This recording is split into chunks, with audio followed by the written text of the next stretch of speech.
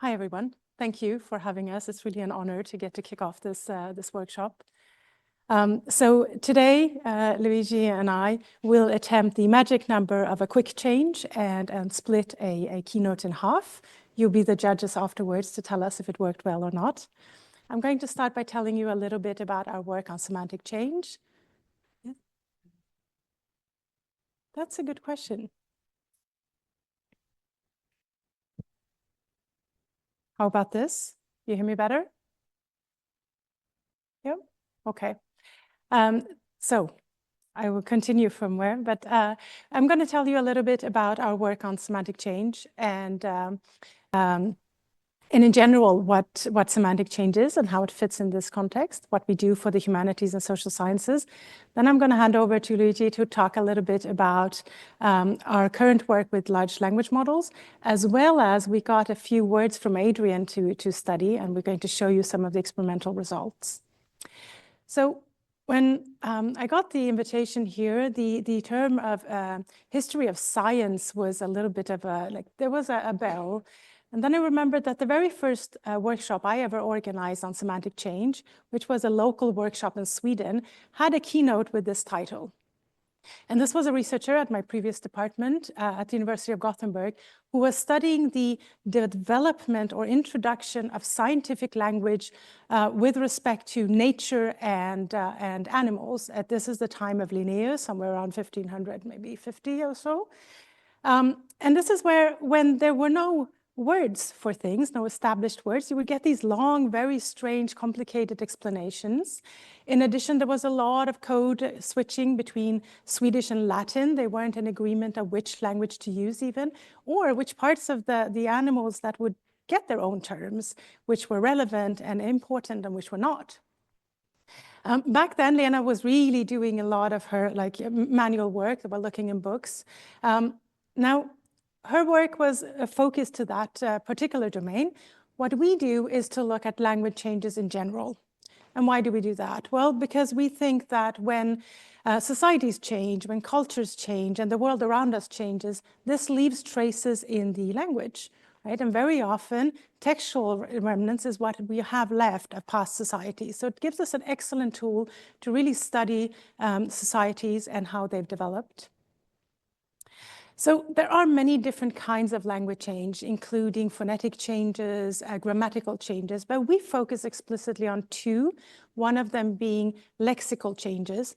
That's when we have something, either a named entity, a chair, something physical, or a general concept for which we have different reference over time.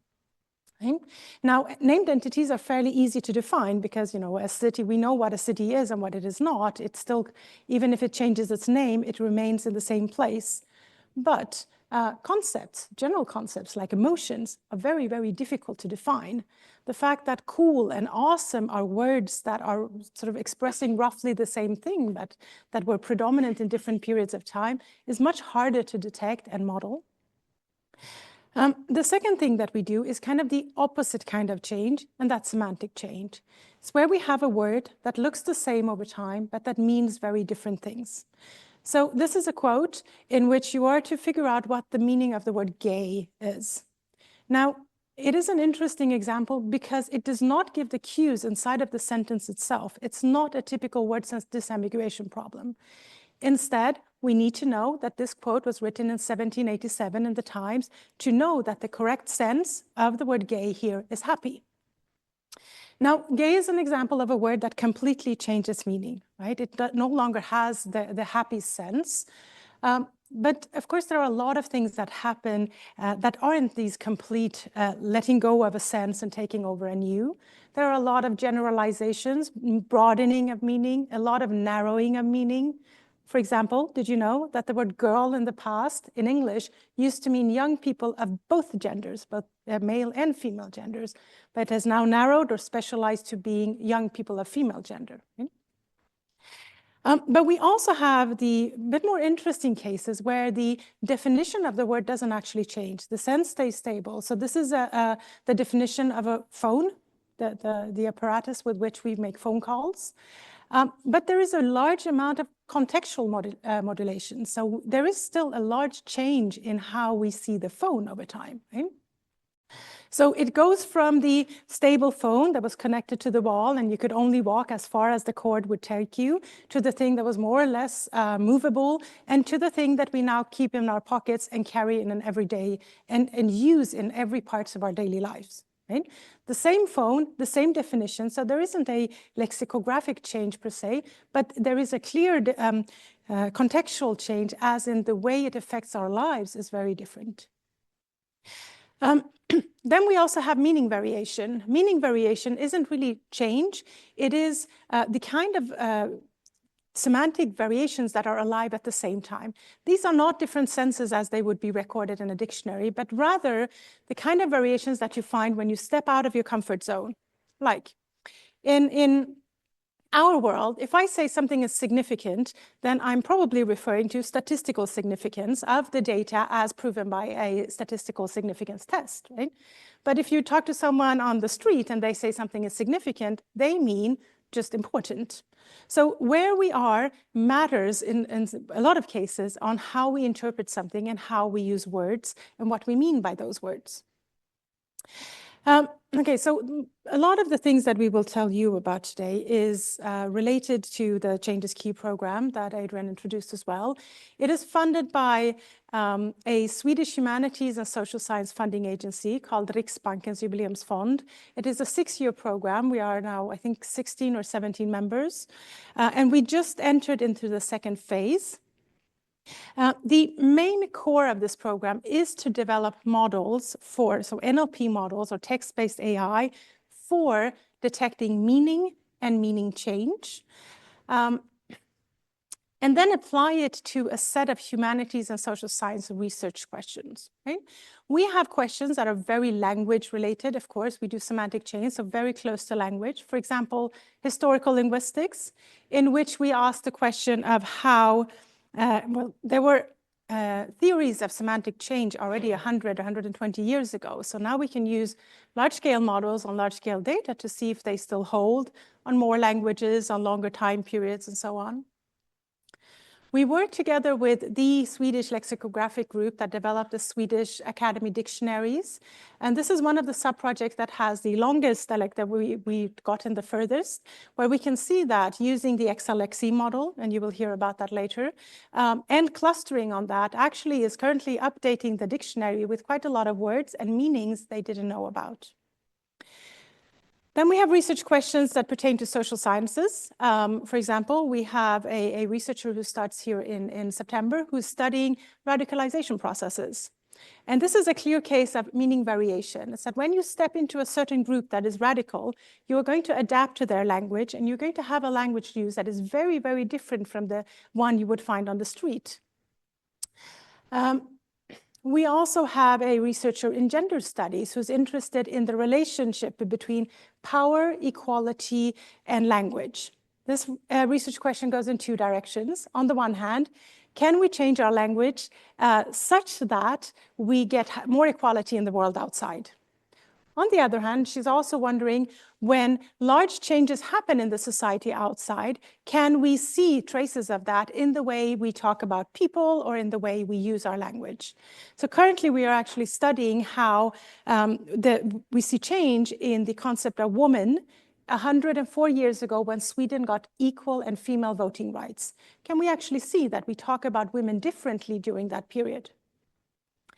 Last, but definitely not least, we have a researcher in literary studies who is interested in how major technological inventions change the way we live our lives as well as the way we speak. That comes in particular with respect to aesthetic expressions. So the atmosphere in the room was electric.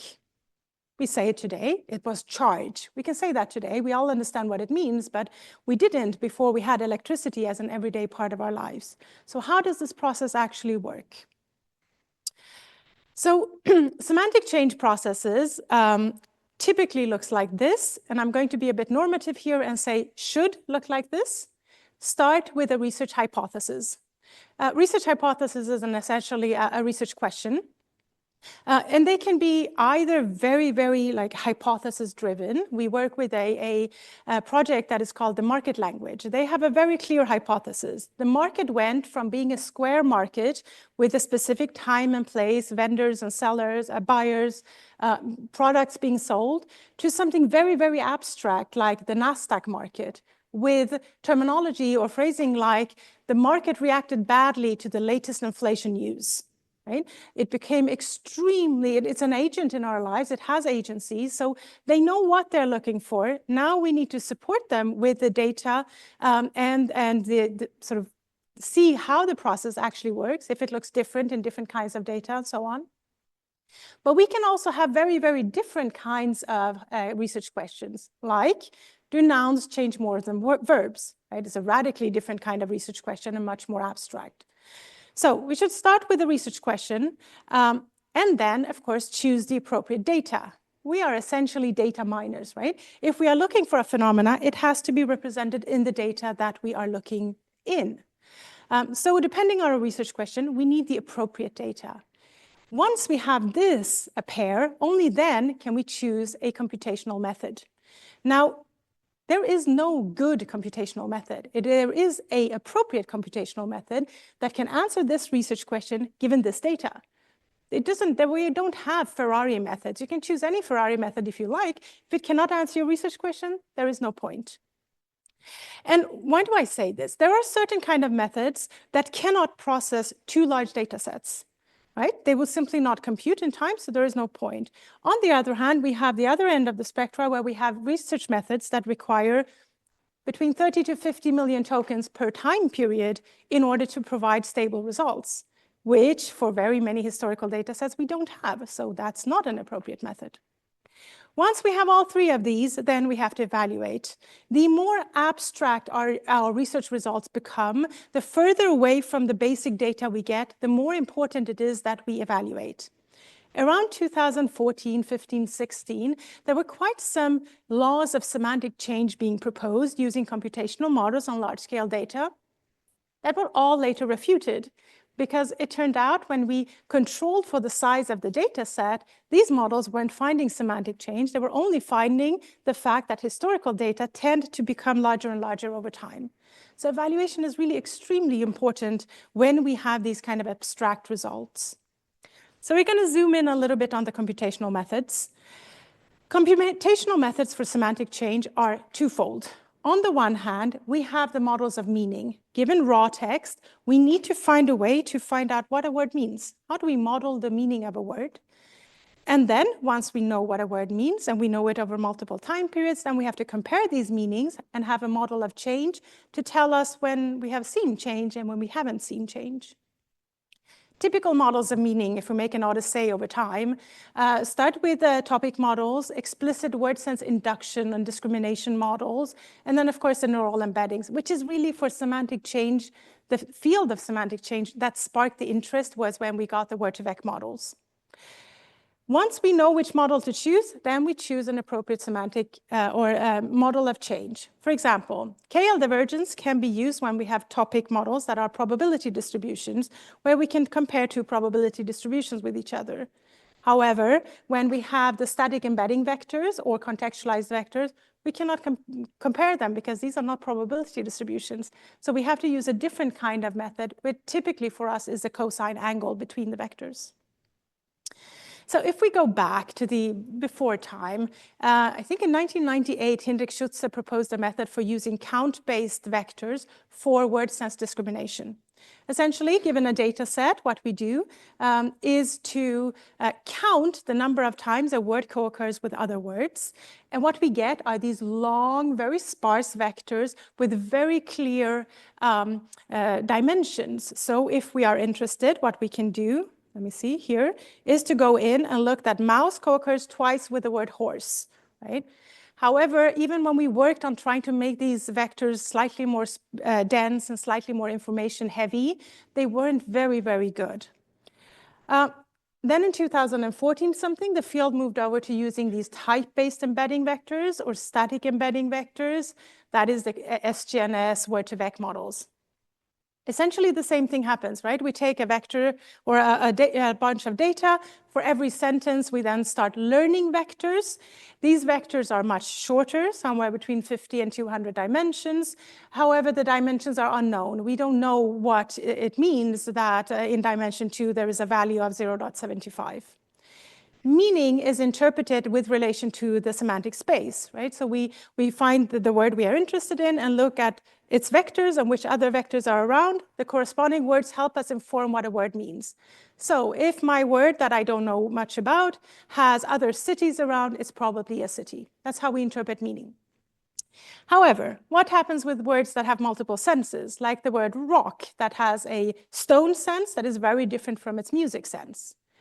While this was probably not at all the motivation for contextualized vectors, we abandoned the static embedding vectors for the contextualized ones when they arrived. In this case, every time we encounter a word in the data set, we create a contextual embedding, right? These are now slightly larger, somewhere between 1,000 and 2,000 dimensions. We still have the embedding spaces or semantic spaces, but those are only for all the occurrences of a single word. We don't compare a word to other words anymore, simply because it's computationally too heavy and we don't know what to do with all this data. Now, here is a novelty. When we had the static embeddings, we trained on the data set that we wanted to study. Now, these models, in order to produce good results, have to be pre-trained on data over there and applied on data over here. So essentially, we have a large, typically modern pre-training data, right?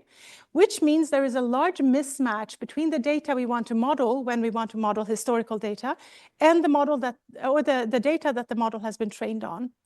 We aren't the only ones to study this, but what we can see is that when we apply these models to historical data or to data for which it isn't trained on, the models tend to pull the data towards their pre-training knowledge. That is, they take too little account of the context of the word, but they are contextualized. They're supposed to care of the context, but they don't. They rely very heavily on their pre-training data. What that means when we have historical data is that they pull the representation of the historical data towards the modern. So we probably find a lot less change than we want. And importantly, if we don't find change, it doesn't mean there isn't change. It only means our model wasn't perfect for historical data or whatever out-of-domain data that we are looking at. So typically when we have these contextualized embeddings, what we do is we throw all the data from all time points into the same bin, we cluster them, and then we can look at the clusters and see how many elements in that cluster come from different time points, so we can study how they change over time. So in this case, for example, the blue cluster shows up a little bit later than the others, and the orange cluster decreases in size. We can also see like different ways to do or appearance of these. We can also use these contextualized embeddings to study lexical change. So this is work from our colleagues at KU Leuven, also under the heading of Change is Key, where they look at how synonymy is developed. So this example, and excuse the Flemish, because I'm not sure I'm pronouncing it right, has the red dots from lawine, which is essentially the red dots that you see here, which is essentially the sense avalanche, and then the blue dots up there that are in the sense of a wave. It's Flodgolf, I think. This is in 1880. 100 years later, what we see is a very large portion up here to the left, which is both of these words are now used in the metaphorical sense of an avalanche of emails. That is a huge amount, right? So two words that were similar or related to each other, but very separately, 100 years later, became synonymous in the sense of a very large amount. So these models also allow us the possibility to actually study the relationship between different words, not only a single word, and remain in that domain. So what is it that we have? When we had the static embedding models, we had models that allowed us to focus explicitly on the data that we wanted to model, right? Whatever we found, good or bad, came exactly from the data that we actually wanted to study and not from some other data source over there, okay? However, the static embedding models we didn't really develop them past 2018, something like that, right? They are very data heavy. They require somewhere around 50 million tokens per time period in order to create semantic spaces that are stable. That means that when we look at a word here, we actually get the vectors around it that it should have, and not because there was too little data and we weren't able to update the vector to the place where it should have been, it just stuck here, right? When we have the contextualized models, now the quality of the models is a lot better. We have a pre-training, which means that we get a difference between the data that we are training on and the data we want to model. However, the contextualized models are typically of high enough quality that we can do things like the following. We can differentiate between a blue car and a red car. Right? They're strong enough, at least on modern data, to be able to allow us to differentiate these. And then, of course, now we are entering the world of the large language models, which Luigi will tell you more about later, right? So we don't really know the full potential. We have tried a bunch of different methods, but we don't really know. They are not overly exposed yet in our field. There's some work on it, and we will tell you a bit about what we do, but we don't really know. However, these are the only models that allow us to move into meaning directly. And what do I mean by that? When we have these word-level representations, like the count-based vectors or the static embedding vectors, we get one representation per word. That's a little bit oversimplifying because all of these one representation or word vectors can be turned into contextualized embeddings by averaging, for example, the embeddings of every word inside of a sentence. But at their core, they are one representation for a word. They're very blunt tools of semantic change. What we can find is when a word completely changes its dominant sense. Then we have the most detailed kind of representation that are the contextualized representations, right? However, when we want to study a car, we're not really interested in whether or not the car is blue or red. We're not really interested in whether or not the car is big or small, right? We want to know that the car, in a meaning as the automobile that we drive, is actually different than the car that is in a train, that is like a wagon in a train, right? So we really want to live, when we work on semantic change, in the area in between, where we have groupings for senses, where we can study individually how a sense behaves. This is the example of rock again. We know the sense of rock as a stone has remained stable over time.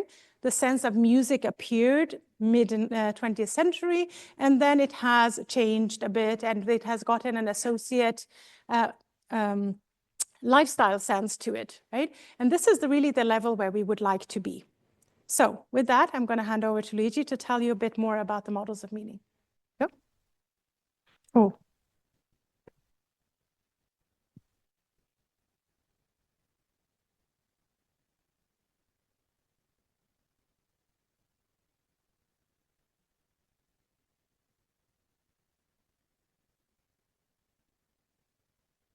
Okay, yeah. Then now I will introduce some of the models that we have developed in these years at Change is Key, in particular models of meaning and models of change. But first of all, let me introduce you what we call the standard recipe to find the changes. A standard recipe that has been shaped during the years based on the technology that we were using, so mostly contextualized embeddings. And according to this recipe, the first thing that we do is creating contextualized representation of these of the word usages, so vectors. And then we use these vectors to, we compare these vectors across time to get a degree of change. And how do we compare these vectors? Either we average cosine similarity, so we have a degree of similarity between the word usages over time, or we cluster these vectors and then we derive sense representation that are indeed compared over time.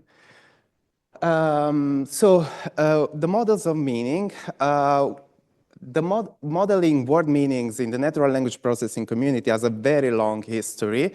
And in my perspective, we can see these approaches in a continuous axis, which goes from the more generic representations, such as contextualized embeddings, which involves different kind of features, such as syntactic features, morphological feature, and the semantic feature in which we are interested in.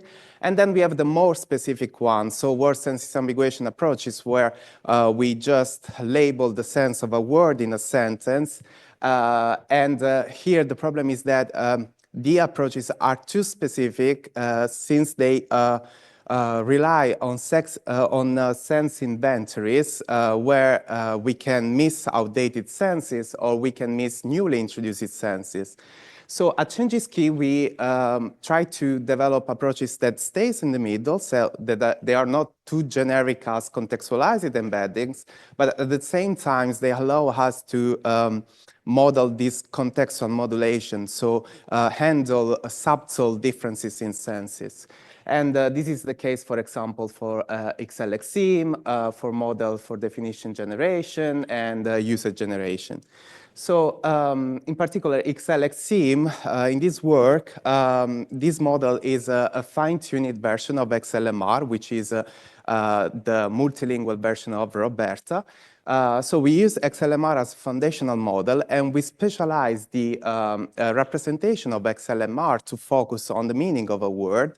Essentially, we encode two sentences in which the same word occurs with XLMR, and then we average the sub-word tokens representation to get a final representation. And the cosine similarity of the two vectors is computed. We try to get the vectors which represents sentences in which the word occurs with the same meaning as much as possible close in the space, and sentences in which the words occur with different meaning as far as possible. So when LLMs started to emerge, our naive approach was to just using these models as we were doing with the previous models. So essentially as computational annotators. We were, and this I think is what the whole natural language processing community did. So we were doing, for example, sentiment analysis. We were providing a sentence and we were expecting a score. And so with LLMs, we provide a sentence and we expect a score. So that's what we did also. We provided pairs of word usages, and we asked the LLM to provide a degree of similarity between the two sentences. And then the recipe was again the same. We were clustering these similarities in order to derive sense representations. Well, this, I think, is not the best way because in this work, we have proved that essentially the performance of XLXIM and GPT-4 in this kind of task are kind of the same. They are comparable, except that there is a big difference in terms of numbers. So XLXIM is a 500 million model, while GPT-4 is a 500 billion model. And a cost for training XLMR, which is the backbone model of XLXIM, is 160,000, while GPT-4 is 78 million. Moreover, at the inference time, we work with thousands of time points, essentially the history of the English language, which makes GPT-4 not a suitable candidate for this kind of task. It would be too expensive to run it over all the dictionary and over all the time. So what we did, instead of using LLMs for this kind of task, one of the problems of XLXIM is that it just provides a number, which is not enough to know what's the underlying process, what's going on in the data. So we changed the way in which we were using these LLMs. One way is in this work where we generated definition We have different sentences in which the word occurs. What we do is that we expect that for sentences in which the word occurs with the same meaning, then we will have the model will generate the same definition. And that's what we did. What's the problem with generating definitions is that not always we get the same definition when the sense is the same. And this is because of two factors. The first factor is that models, just like humans, express the same concept with different words. So there could be differences due to paraphrasing. The second reason, or it can be because the model is essentially producing gibberish. That's also a case. And the second factor instead is that the model is taking into account the contextual modulation. So even if the sense is the same, we can have definition in which the model provide also some details about the context in which the sentence occurs. And this is what we want.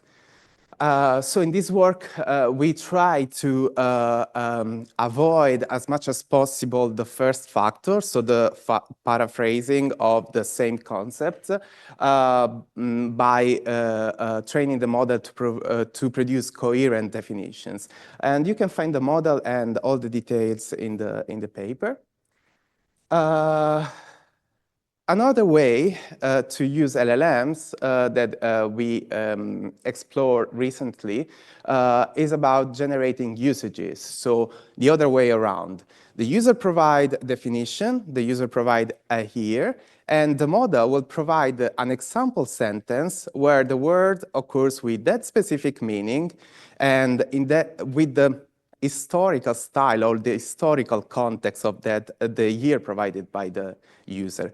Why we wanted to do this? Because one of the main critical issues that we have in lexical semantic change detection is the lack of data. So we don't have data to train our model. We don't have data to test our model. If you consider, for example, the largest benchmark for English, it only consists of 2 time points and 37 words, which is not enough.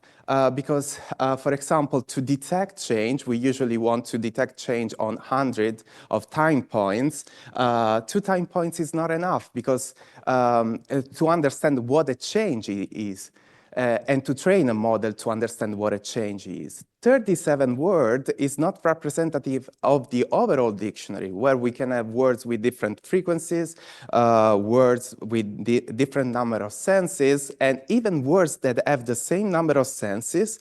These senses can be in a different relationship with each other. Like there could be pairs of senses that are very related, such as one, the metaphorical extension of the other, and senses that are completely unrelated, such as airplane and geometrical plane. This work is described in this paper, which will be out soon in TACL, around May, June. But if you want to read the paper, please reach me out and I will send you the paper. The model is called Janus. It's a fine-tuned version of Llama 3. And we fine-tuned Llama on the overall Oxford English Dictionary, where for each sense of a word, there is the definition, some example sentences, and the year in which the sentence comes from. And this is an example of the generated usages. For the word phone, we provided the same definition, but different years. So you can see that the sense of phone is always the same, but the context in which phone occurs during the year is quite different, mirroring the evolution of the sense over time. And then we test the performance of this model. First of all, we want context variability. So given a definition and given a here, we want that the usages are diverse as much as possible. So we don't want the same usage rephrased over and over again. And then we test the temporal accuracy. We want that the sentence generated really mirrors the temporal style. And then, of course, we want that semantically the word carry out the meaning provided by the definition, the user-provided definition. And one interesting thing that we found in this paper, in this work, is that so of course, when we generate usages, we use the sampling strategy. And one of the parameter of the sampling strategy is the temperature, which essentially say to the model to which extent the model should look at the dictionary entries when it's generating. And when it comes to generating historical text, what we notice is that we need much more higher temperature values because the models that we have nowadays are mostly trained on modern data. So let's say it needs more creativity to the model to generate historical text. So now we will talk about instead the models of change. Here, as I said, we don't have so much data, so our models of change are not that sophisticated, mostly very naive, but we are working on this. So let's say we have two groups of points coming from two different time periods, T1 and T2. One way is to compute the APD, average pairwise distance. So we have we compute the distances between each pairs of points, and then we averaged all these distances. Another way is the PRT, the prototype distance. So we compute the prototype, the centroid of each group, and then we compute the distance between the prototypes. Another way is that we first clusterize all the points together, independently from which time point they come. And then we compute the frequencies of these senses over time. And we treat these frequencies as probabilities. Among them, we can compute the Jensen-Shannon divergency, which is used then finally as a measure of change. So let's put together all these components and apply it to history of science. We started with 5 words. I will show you only 2 of them because of lack of time. I'm sorry, but I use it a generic corpus. I know that this experiment will be much better with a scientific corpus, but we didn't have access to when we run it. The embeddings are computed with XLXIM, the clustering with agglomerative clustering, definition generation with Llama dictionary, and user generation with Janus.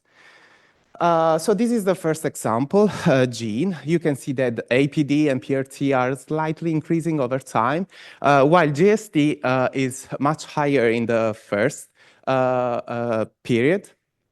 And I mean, it's already very strange to find the word gene in the 1800, but we will see why the word gene is over there. And also notice that there are some cluster that only appears in the 1800, and then they are not occurring anymore over time.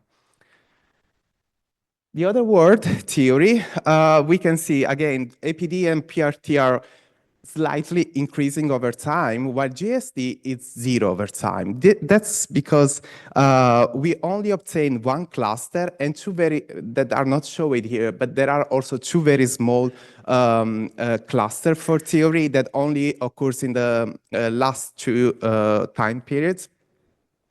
And yeah.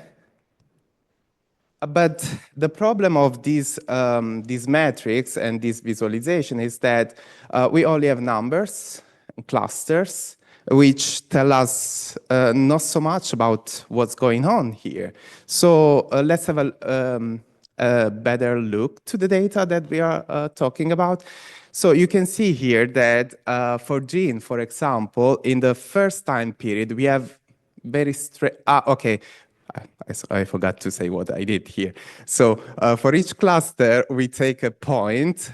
We want an explanation of what this cluster means. So we take a point from each cluster, and for this point, we generate a definition. So essentially, we are labeling the clusters.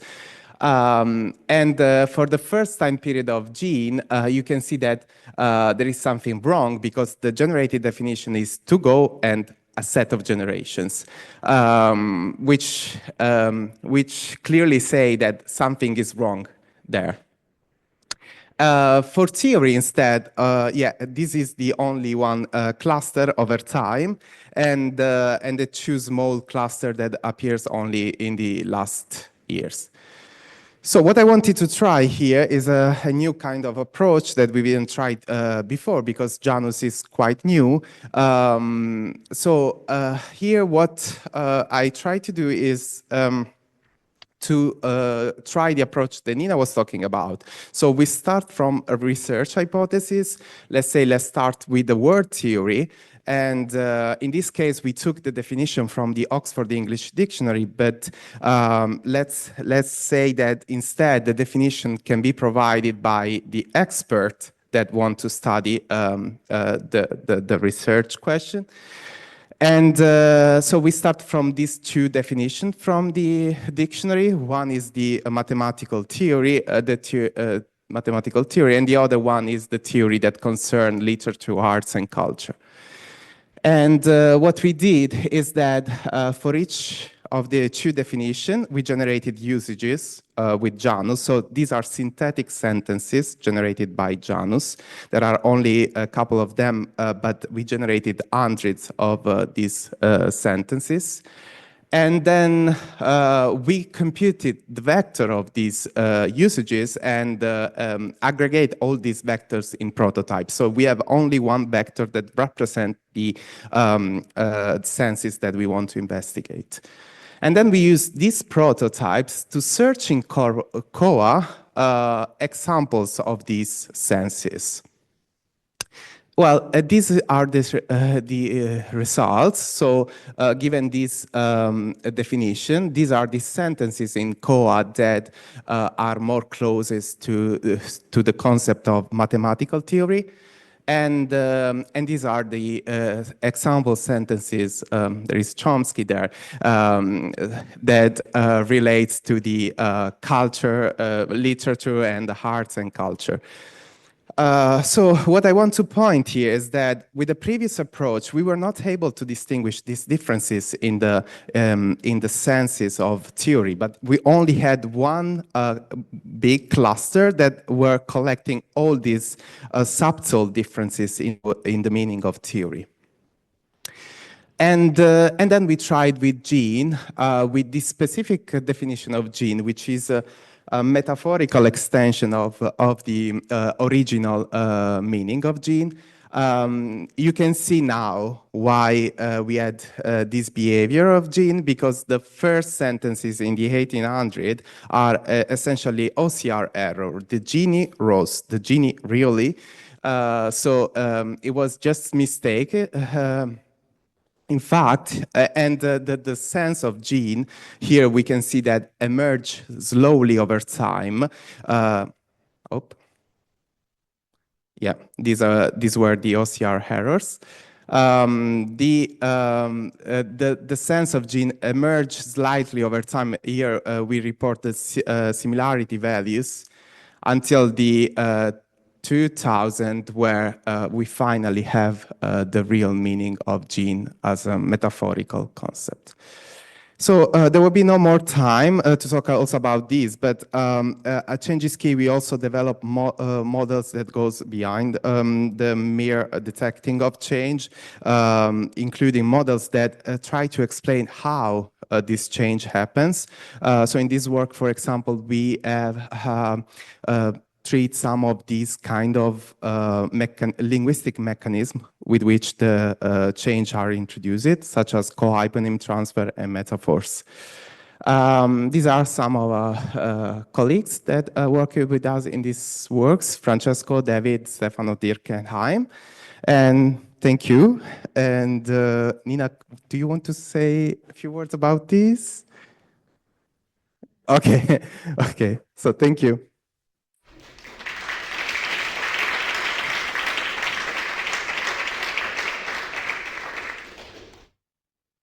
Thank you very much for this wonderful presentation.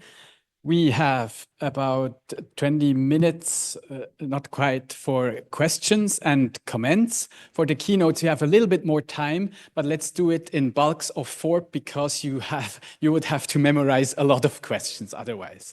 So please, any questions or comments here in the room, or we also have a look online.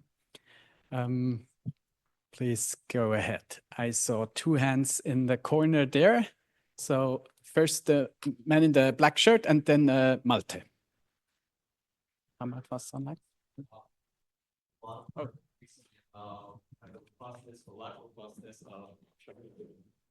Sorry. Excellent talk. I think in recent work has shown kind of the criticisms behind robustness of dimensional reduction methods with UMAP, TISNI, and specifically about whether it preserves global structure and the intercluster distances.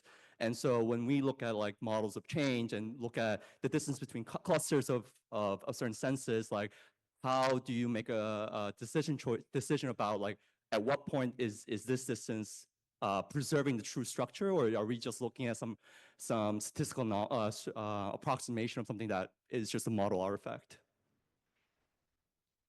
Okay, let's stick to the protocol and take this question, and then you can reply. Also from me, thanks a lot for the talk. It was really fascinating. I have a question on the graph with the temperature in time.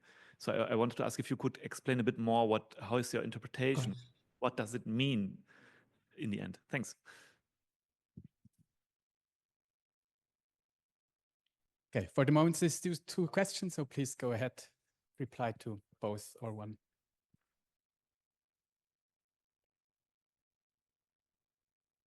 Okay.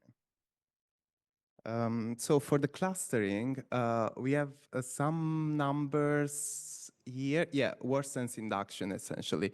We have clusters that have been manually annotated by humans in the sense that the similarities values comes from humans between pair of items. And then we use the correlation clustering to cluster these instances. So the clusters are, let's say, semi-supervised derived. So we have a ground truth organization of the clusters. With respect to this ground truth, we compute some kind of metrics to know how much our cluster are trying to approximate this, which is, for example, okay, here there is, but the first column here is the adjusted RAND index score between our cluster and the ground truth cluster, and the second column is the purity. Why the results are so bad? Because essentially many of the words that have been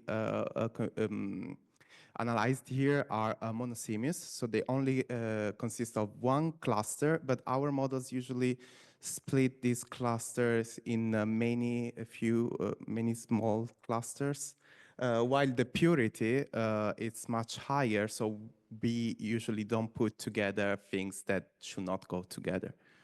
Yeah, I don't know if I answered to your question. Okay, So- second question.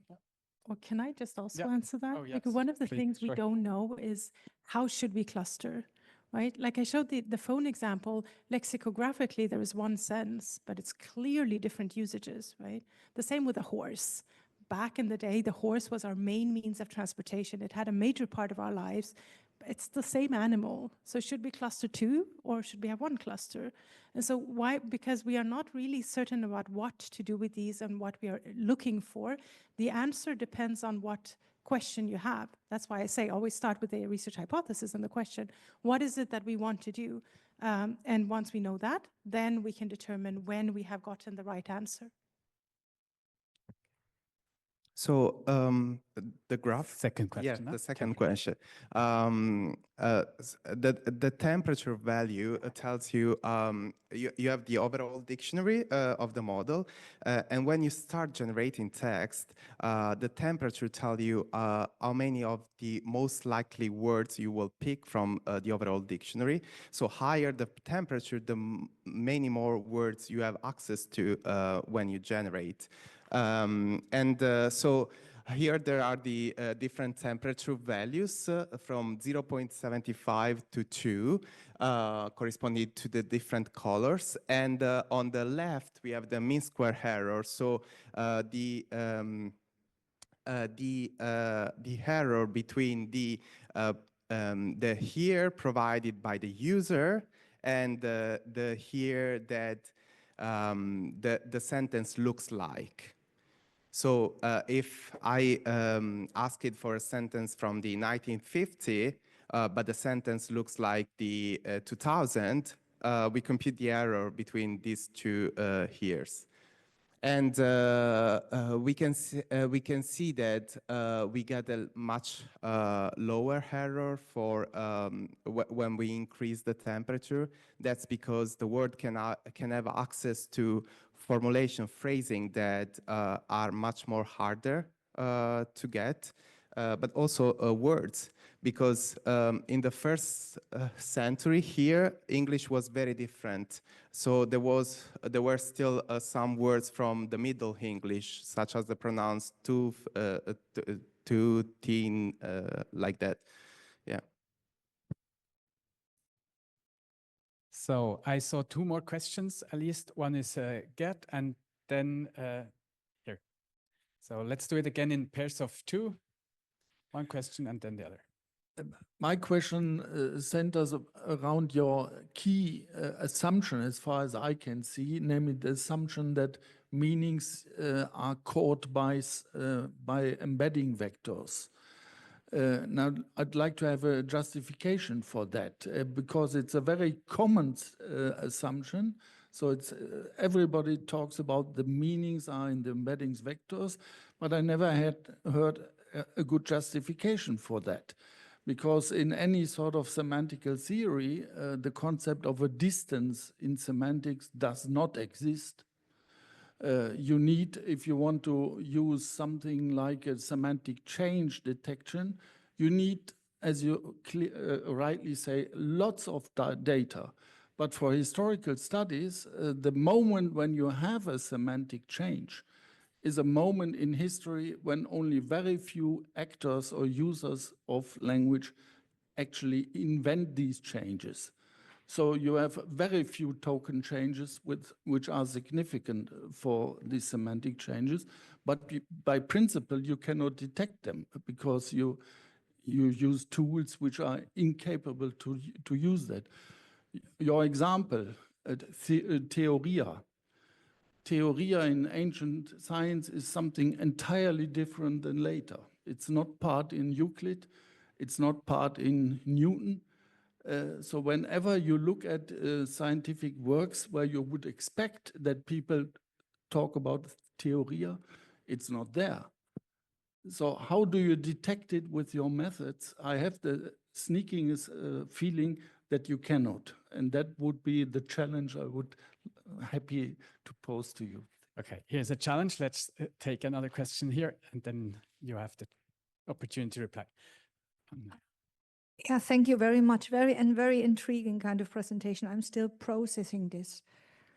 And I'm also processing this intervention at the moment. But I was wondering, in your approaches, if you ever looked into the direction of knowledge organization systems, and by that I mean classifications.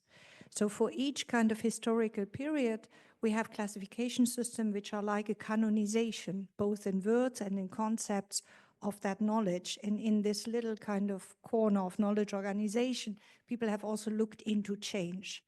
I know that this is not rich in terms of, those are small spaces, yeah? So it's not like all the texts where you have a lot of data, but have you looked into this direction? And the second question I have, if I may have a second. Let's take two and then we go another round. Okay. Is it okay? Good, sorry.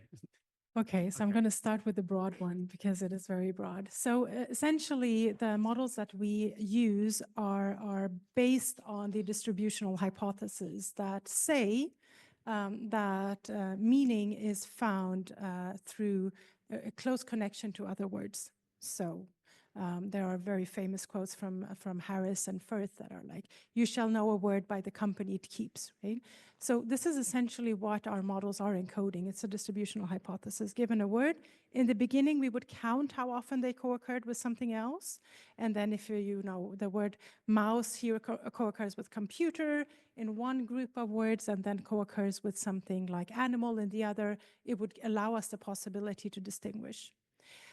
What we do when we embed, regardless of how we embed, is that we take the space of the sentences, the words, and then project them onto a semantic space with either of these methods that we just talked about and hope that they preserve the things that we need.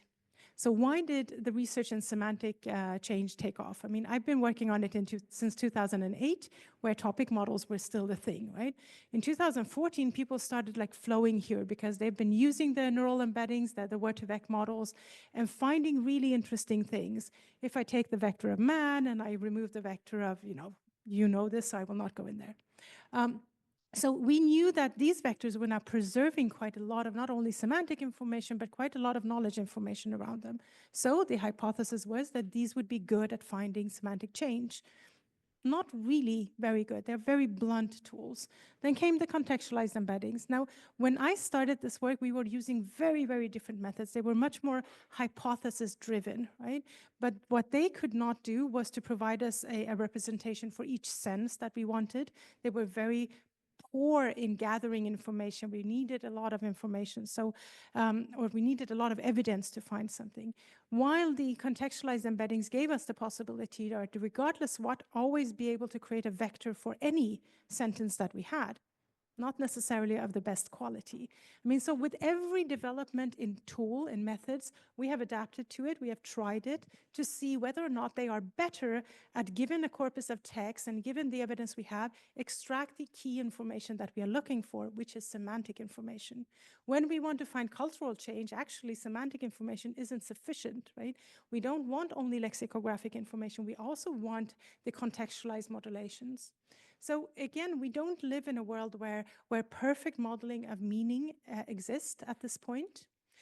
What we talk about semantic change with these people that are, so because we are not experts in historical linguistics, right?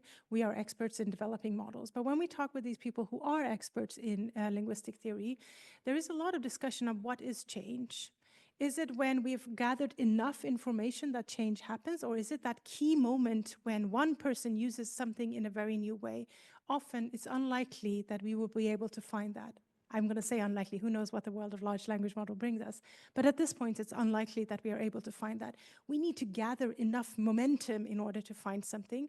The hypothesis we are operating now is that once we have gathered enough momentum, we have found something, maybe using this something, we can look backwards and try to detect that moment when something very important happened. We don't really know at this point. When it comes to knowledge organization, I'm not really certain I understood your question correctly, but we have not very much looked into this. The main reason we have gone in blind into our data is that very often we lack good enough knowledge resources that mimics the data we want to use. Right? When we look at modern data, because like we said, we have research questions that relate to radicalization in modern data, right? When we look at modern data, then we are more likely to find knowledge resources that well represent what happens. When we look to historical resources, we don't have those as much. And therefore, for now, we have chosen to go in blind. And unfortunately, every time we feel like now we are ready to do more, the paradigm completely changes. We have to adapt to a new paradigm, and we haven't really gone all the way to depth. This is really the first project that is trying to do hypothesis-driven things, where the experts in the fields are telling us whether or not we are finding what they're looking for, instead of us going, we found change, we are certain now, right? Because that's not the way to go. We develop models and methods. They need to tell us when it's right, and this is the steps we are taking now. we would have time for one or perhaps two very short questions. I saw one here, Raphael, and then in the back. Is it okay? Okay, Raphael. Hi, thanks for the talk. So my question is also a bit more technical regarding the distances you showed. You had three distances, if I remember correctly, point-wise between embeddings, Shell and Janssen, and that one. And then you showed for different cases the development graph for them, and they're not even like, as I remember, they don't even have the same trajectory. So could you elaborate on what does it mean if they go in the same direction or if they actually go in the wrong in the other direction? Thanks. Yeah, so first of all the metrics here, so there are different ways to compute these metrics. The way that we adopted here is that we compare each time point with the very first one. So everything is compared to the 800. Yes. I mean, APD and PRT, they behave quite the same, but JSD is a completely different metric. I would say more structuralist metric, where you have structure, the cluster itself, while APD and PRT are just aggregating all the information in one single number. So here, for example, for GSD, we see that the distance essentially became constant over time because we are comparing with the first time period, which was the OCR error clustering. So over time, the sense of gene emerge becomes was gene? Yeah. Became the main one, and the distance became constant because we are comparing essentially the same thing. For theory again, APD and PRT are slightly increasing, but JSD is constant over time because we only have one cluster, and we computed JSD between the cluster and